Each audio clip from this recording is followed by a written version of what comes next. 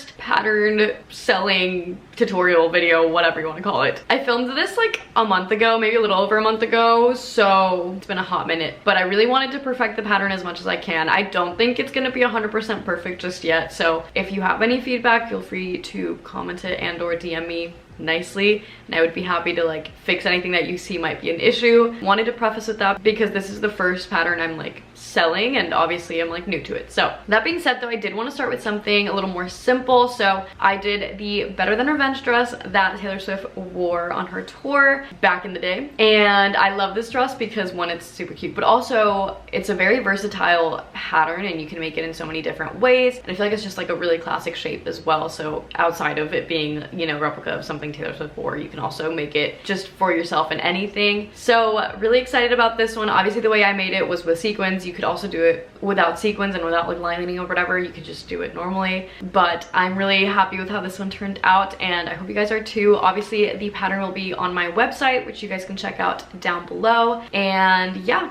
then you can follow along with this tutorial, and hopefully it's a little bit easier to visualize it this way than with just the instructions on the PDF, because I feel like, at least, I don't know, as a sewist, I'm a very visual person and I like to see it, so I love the videos, so hopefully this is helpful. And without further ado, let's get into it. So first things first, I went ahead and cut everything out. Obviously I lined up all the grain lines, and then the center front piece is on the fold. So that's how I went ahead and cut it out. For the sequined fabric, if you're cutting it out, I recommend using scissors because it's a lot easier than my rotary cutter that I usually use. But it is kind of rough to get through, so just like patience, because my arm definitely hurt after this, but you know, it's worth it. And there will be sequins everywhere, as you can tell by this video. It's not even half of them. So yeah, just a fair warning, if you are using sequins, you obviously do not have to, but obviously it's a super fun dress for it. And then for the lining, I just used some red satin that I had already, just, you know, using my resources. You can use whatever fabric for the lining, it doesn't really matter too much, but obviously make sure it matches your sequins if you are using sequins, because sequins is see-through, so you want to make sure it like matches color wise. Then I went ahead and serged all the edges of my lining. Obviously we're not serging the sequins because you don't really need to, it will not fray. But this specific fabric frays quite a bit, so I went ahead and serged it all beforehand so it'd be easier to work with. And I definitely recommend using that if you're going to be using a fabric that frays a lot. If not, you can also zigzag on a regular machine or use fray edge glue, whatever that thing is called. Anyway, we're gonna start putting all our pieces together for the lining and the outer shell. Just, you know, center back to the side back to the side front, and the side front to the center front. Obviously leaving the center back open because that's where we're going to be putting our zipper, but everything else you can just close up. There is a 1/2 inch seam allowance on all of these pieces, so go ahead and sew at the 1/2 inch. When you are sewing around like the bust part on the front pieces, you might need to clip it a bit so that it fits, matching the notches, because sometimes fabrics don't stretch enough and it can be a little hard, so sometimes you have to like cut through it a little bit just to make sure it matches perfectly, but otherwise that is the only thing that's difficult, quote unquote, about this part. And then I went ahead and opened up all the seams on the lining, obviously not on the sequin fabric because you can't really iron sequins, but I did open them up when I was sewing them anyway. But anyway, now we're moving on to the straps. You can use like ribbon or like elastic straps or whatever, but I just made them out of the fabric that I had. So I cut out a 2-inch by 18-inch piece. And then I cut out like a smaller little piece. I think it was like maybe like 2 inches or so, again by 2 inches, or I guess maybe I did a little bit more, but we're going to sew them up to create a 1/4 inch strap. So all of those pieces are going to be 1/4 of an inch, and then obviously you're going to need little sliders and stuff too. So I went ahead and sewed them down at a 1/4 inch. I cut out the pieces extra wide just because it's easier to sew that way, and then you're going to trim it down.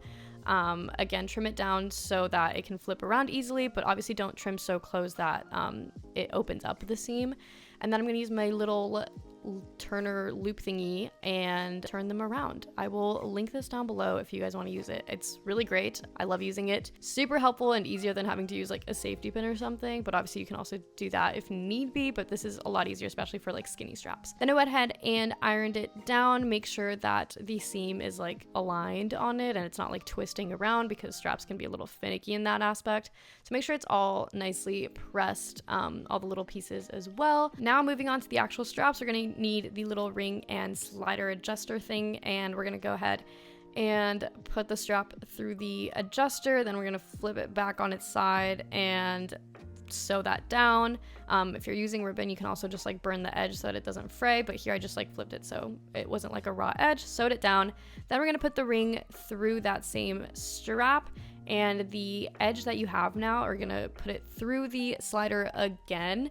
It's hard to explain, but I feel like it's easy if you just watch. But you're gonna put it through again on both sides, and then you're gonna pull it through, and that creates your adjustable strap. You can now pull the strap or the adjuster all the way down, and you have your strap. And now you're gonna put the little small strap on the bottom where the ring is, and you're gonna sew down those edges if you want it to just stay in place. And that is how you create your adjustable strap. Now I'm gonna add the adjustable straps to the lining, pin them in their places, and then I'm gonna put the outer shell on top of that, and we're gonna go ahead and sew that top edge. I'm using little clips to pin it in place just because sequin is really hard to pin. So I'm using little clips and making sure that I'm lining up all of the seams and everything's open. And now we're just gonna go ahead and sew that at a 1/2 inch as per usual. Make sure to like pivot on all the corners and stuff in the front.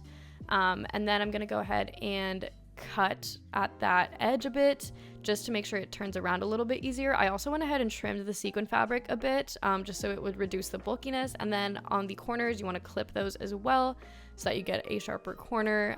You can do this all the way through, but I feel like especially in this like front part, it's very important. And then we're going to understitch it, which basically just means I'm pushing all of the seam allowance towards the lining and then sewing really, really close to the edge to make sure the lining stays in place. Putting in the zipper now. I have a whole video on how to put in an invisible zipper if you guys want to check that out. But yeah, I'm just putting it in, making sure it lines up on both sides. And then to put the lining into it, I turn that little zipper, top zipper part away and then fold the lining over it, and you're going to sew that down. I like to still use the zipper foot because I can kind of still put the coil into the little like coil parts of the zipper foot just to make sure I get like a really clean finish, which we'll see now. Looks super clean. Love this finishing. Looks really, really nice. And now we're just gonna finish off the seam of the lining and the outer shell where the zipper ends, because that wasn't finished just yet. So we're just gonna sew that down normally on both. Nothing too crazy there. And now we're just going to hem everything. So I hemmed it 1/2 inch. Obviously, make sure that the hem is where you want it to be lengthwise because all of us are different heights. So obviously try it on, make sure it's the right height, and then you can go ahead and do the hems. And then for the sequin fabric, I hemmed it by hand just because I find that it looks a little bit cleaner. And honestly, you don't even have to do it like super perfectly because you really can't tell with sequins, which is really nice. I mean, obviously do your best, but if you don't feel super 100% with like hand sewing, like don't feel bad about it because you really can't see it anyway. So that's how we finish it off.